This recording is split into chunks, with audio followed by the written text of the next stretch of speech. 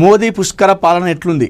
మోడీ పాలన విజయాలపై ఆటో డ్రైవర్కు పుస్తకాలను అందించిన కేంద్ర మంత్రి. నిన్న కేంద్ర మంత్రి బండి సంజయ్ గారు కరీంనగర్లో ఆటోలో ప్రయాణిస్తూ ఆటో డ్రైవర్లతో మాట్లాడుతూ స్థానికులతో మాట్లాడుతూ స్థానిక ప్రజలతో మాట్లాడుతూ రెండేళ్ల బీజేపీ పాలన ఏ విధంగా ఉందంటూ కూడా ఆయన అందరినీ కనుక్కోవడం జరిగింది.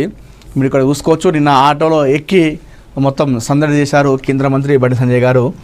నరేంద్ర మోడీ 12 ఏళ్ల పాలన విజయాలపై వివరిస్తూ వివిధ వర్గాలను కలుస్తున్న కేంద్ర హోంశాఖ సహాయ మంత్రి బండి సంజయ్ శుక్రవారం ఆటో డ్రైవర్ని కలిశారు.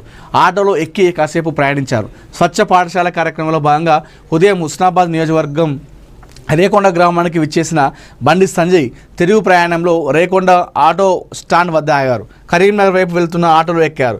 దిలీప్ అనే ఆటో డ్రైవర్ను పలకరిస్తూ మోడీ 12 ఏళ్ల పాలన ఎట్లుందంటూ ఆరా తీశారు. మోడీ గారు అనేక పథకాలను అమలు చేశారు. ఉచిత బియ్యం మోడీ ఇస్తున్నారు, ఉజ్వల గ్యాస్ ఇస్తున్నారు, గ్రామాలకు రోడ్లన్నీ మోడీ ప్రభుత్వం వేసినవే, జాతీయ రహదారుల పైసలన్నీ కేంద్రానివే, కరీంనగర్ జగిత్యాలకు నిధులు మంజూరు చేశారు, 12 లక్షల ఉద్యోగాలు ఇచ్చారు, గ్రామ పంచాయతీలు మున్సిపాలిటీలకు పెద్ద ఎత్తున పైసలు ఇస్తున్నారు, ఆ నిధులతోనే గ్రామాలు పట్టణాల అభివృద్ధి చెందుతున్నాయని వివరించారు. దేశంలో 4000 రోజులకు పైగా పాలన కొనసాగిస్తున్న ఏకైక ప్రధాని మోడీ. ఆయన నిరంతరం పేదల కోసమే పనిచేస్తున్నారు. పేదల పాలిట దేవుడు నరేంద్ర మోడీ. ఆటో డ్రైవర్గా నువ్వు రోజు కనీసం 100 మందినైనా కలుస్తుంటావు.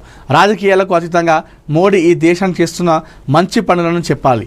మోడీ గారు నిండు నూరేళ్లు ఆయురారోగ్యాలతో ఉంటూ దేశానికి మరింత సేవ చేయాలని కోరుకుందామని చెప్పారు. ఈ సందర్భంగా కాంగ్రెస్ పాలనపైన బండి సంజయ్ ఆరతీశారు. ఇచ్చిన హామీలు నెరవేర్చకపోవడంతో ప్రజలు కాంగ్రెస్ ప్రభుత్వం పట్ల అసంతృప్తితో ఉన్నారంటూ ఆటో డ్రైవర్ బదులిచ్చారు. ఏ వర్గాలు ఎక్కువగా కోపంగా ఉన్నాయని అడిగితే మా ఆటో ఎక్కే వాళ్ళలో మహిళలు, వృద్ధులు కాంగ్రెస్ ప్రభుత్వంపై కోపంగా ఉన్నారని పేర్కొనడం గమనార్హం. మోడీ పాలనను ప్రస్తావించగా యువకులు, మహిళలంతా మోడీ పాలన బాగుంటుందంటున్నారు. నేను కూడా మోడీ అభిమాని అని బదులివ్వడం విశేషం. నిన్న 12 సంవత్సరాలుగా వస్తుంది ప్రధాని నరేంద్ర మోడీ ప్రధానిగా అయ్యి. ఈ నేపథ్యంలో మరి ఆ పరిపాలన ఎలా ఉంది అని చెప్పేసి కేంద్ర మంత్రి బండి సంజయ్ గారు స్వయంగా ఒక ఆటో ఎక్కి దిలీప్ అనే ఆటో డ్రైవర్ని ఆరా తీయడం జరిగింది.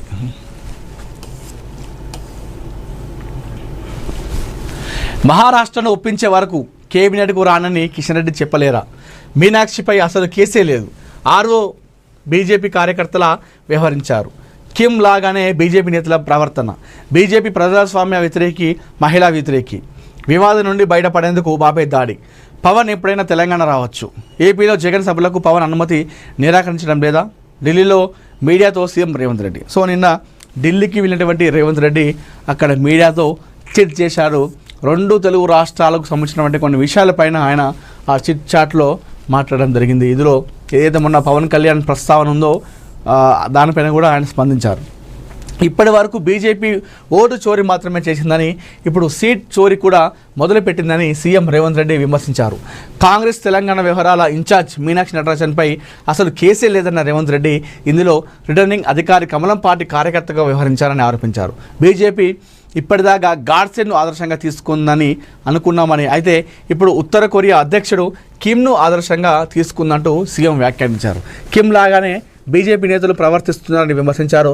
ఉత్తర కొరియాలోని ఎన్నికలు జరుగుతాయని, కానీ ఫలితాలు మాత్రం అధ్యక్షుడు చెప్పిన విధంగా వస్తాయని సీఎం రేవంత్ రెడ్డి అన్నారు.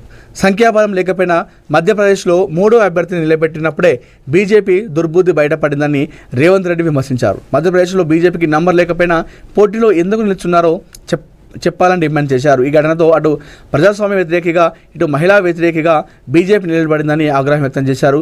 ఈ వివాదం నుంచి బయటపడేందుకే ఆ పార్టీ తమపై నేరపూరిత దాడికి దిగిందని చెప్పేసి చెప్పారు. బీజేపీ పైన తీవ్ర స్థాయిలో విమర్శించారు తెలంగాణ ముఖ్యమంత్రి రేవంత్ రెడ్డి గారు నిన్న ఢిల్లీలో జరిగినటువంటి చిట్చాట్లో. పవన్ ఎప్పుడైనా రావచ్చు. తెలంగాణకు వచ్చి వెళ్లేందుకు, పోటీ చేసేందుకు జనసేన అధినేత ఏపీ ఉప ముఖ్యమంత్రి పవన్ కళ్యాణ్కు పూర్తి స్వేచ్ఛ ఉందని సీఎం రేవంత్ రెడ్డి స్పష్టం చేశారు. అయితే ప్రజలకు వ్యతిరేకంగా మాట్లాడినందుకే పవన్పై మంత్రులు మాట్లాడారని చెప్పుకొచ్చారు. శాంతి భద్రతల కారణంతోనే పవన్ ఇటీవల తలపెట్టిన మీటింగ్కు అనుమతి ఇవ్వలేదని వివరించారు. ఏపీలో జగన్ సభలకు ఎందుకు అనుమతి ఇవ్వట్లేదో పవన్ చెప్పాలని డిమాండ్ చేశారు. ఆంధ్రాలో చాలాసార్లు జగన్ సభలకు అనుమతి ఇవ్వలేదని రేవంత్ రెడ్డి ఆరోపించారు.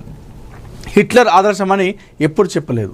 ఏదైతే గత కొన్ని రోజులుగా హిట్లర్ లాగానే ఉంటుందని చెప్పేసి ఒక మాట్లాడుతూ జస్ట్ హిట్లర్ పదం ప్రస్తావన తీసుకొచ్చిండు. అప్పటి నుండి ఇప్పటి వరకు కూడా ప్రతిరోజు కూడా ఈ హిట్లర్ అంశం పైన ప్రతిపక్షాలు విమర్శలు చేస్తూ ఉన్నాయి. దీనిపైన స్పందించిండు. హిట్లర్ తనకు ఆదర్శమని ఎప్పుడు చెప్పలేదని రేవంత్ రెడ్డి అన్నారు. ప్రజాస్వామ్యంలో ఉన్నవాళ్ళు ఎవరైనా హిట్లర్ ఆదర్శమని అంటారా అని ప్రశ్నించారు. మంత్రివర్గ విస్తరణపై అధిష్టానం వద్ద ఎటువంటి చర్చ జరగలేదని స్పష్టం చేశారు. తెలంగాణపై కేంద్రం వివక్ష చూపుతుందని సీఎం రేవంత్ రెడ్డి ఆరోపించారు. కేటీఆర్ చెప్పినట్లు కేంద్ర మంత్రి కిషన్ రెడ్డి డ్రామా ఆడుతున్నారని విమర్శించారు. మెట్రో విస్తరణను కిషన్ రెడ్డితో మాట్లాడి అడ్డుకున్నట్లు కేటీఆర్ ప్రకటించారని సీఎం అన్నారు. రీజనల్ రింగ్ రోడ్డుని కూడా కిషన్ రెడ్డి అడ్డుకుంటున్నారని సీఎం ఆరోపించారు. అది ఈ మధ్యకాలంలో కిషన్ రెడ్డి గారిపైన మన ముఖ్యమంత్రి రేవంత్ రెడ్డి గారు తీవ్రస్థాయిలో మండిపడుతున్నారు. సో మనకు ఇక్కడ పథకాలు రాకుండా, అభివృద్ధి సంక్షేమాలు రాకుండా అడ్డుపడేది కిషన్ రెడ్డి గారే అని చెప్పేసి ఈ మధ్యకాలంలో చాలాసార్లు కూడా ప్రెస్ మీట్లో మన ముఖ్యమంత్రి రేవంత్ రెడ్డి గారు ప్రస్తావించడం జరిగింది. మరొకసారి కిషన్ రెడ్డి గారి పైన ఆయన తీవ్రమైన వ్యాఖ్యలు చేశారు నిన్న ఢిల్లీలో జరిగినటువంటి చిట్చాట్లు. రాహుల్ గాంధీతో సీఎం రేవంత్ రెడ్డి భేటీ. ప్రియాంకు కలిసిన పీసీసీ చీఫ్ మహేష్ అంట.